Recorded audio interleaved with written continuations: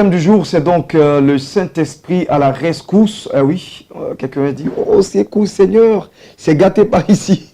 Vous parlez comme les Ivoiriens, bonjour. Bonjour, bienvenue homme de Dieu. Merci. Ça va bien? Oui, ça va, tout va bien. Super, alors merci d'être avec nous et de parler bien sûr du Saint-Esprit à la rescousse.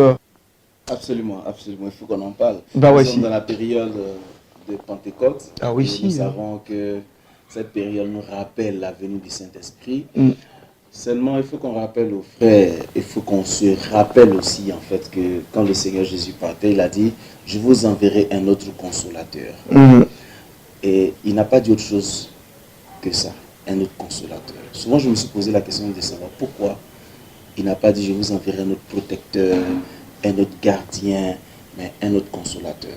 C'est certainement parce que dans ces derniers jours, l'homme est sujet à beaucoup de dépression et de déception. Yes. L'homme est sujet à beaucoup de questionnements dans son esprit, des choses auxquelles il ne trouve pas de réponse. Quelquefois, je dis à certains frères que nos messages même ne donnent plus de réponse aux questions profondes des gens quand ils se déplacent venir au culte.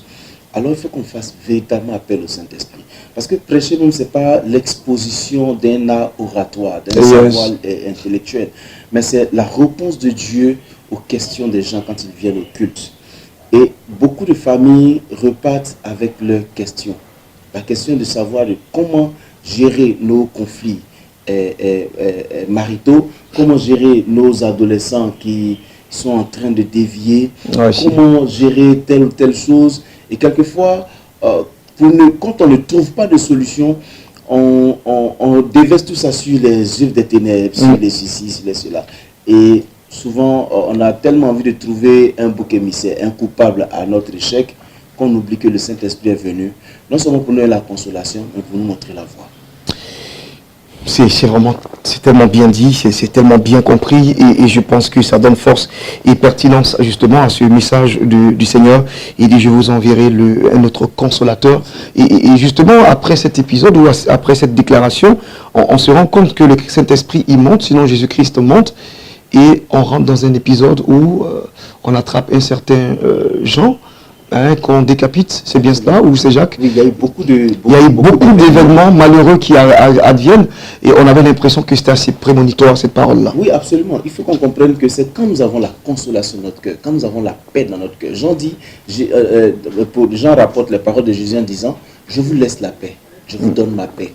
Vous savez, la consolation c'est la paix, c'est la tranquillité d'esprit. Et quand nous avons la tranquillité d'esprit, il y a la force, il y a l'énergie.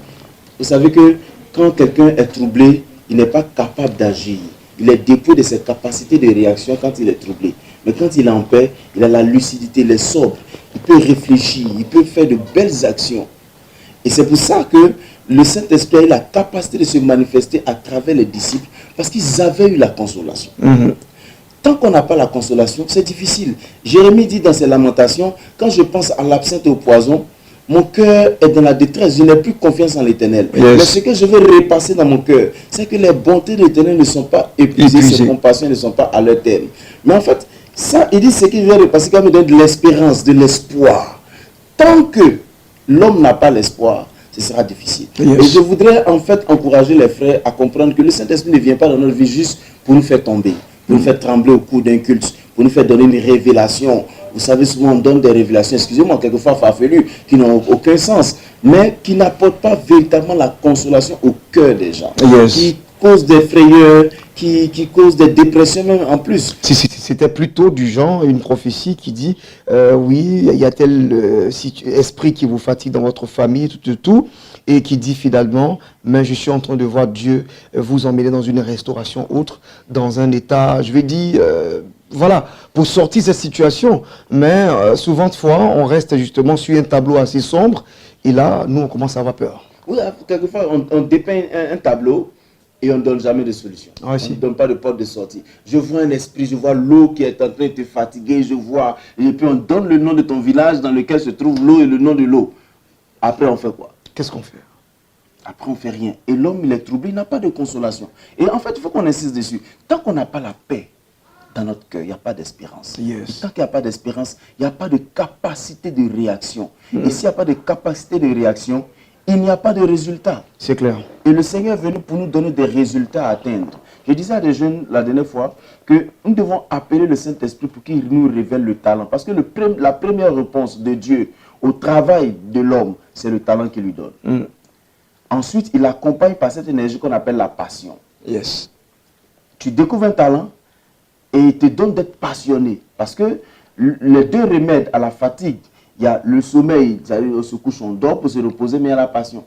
Parce que quand quelqu'un est passionné de quelque chose, il fait sans se fatiguer. Yes, et c'est ce que la Bible dit aussi, la passion supporte les épreuves. Absolument. D'accord. Merci. Donc, révérend pasteur Victor Kwasi, je pense qu'on a essayé d'épurer cette thématique du jour. C'est vraiment riche et merci infiniment de nous avoir donné cette puissante révélation. Parce que moi aussi, je disais, mais attends, le Saint-Esprit, comment le grand Seigneur peut partir, puis le Seigneur consolateur. En fait, c'est que devant, c'était chaud. Absolument. Ouais, ça allait être chaud, grave, même grave.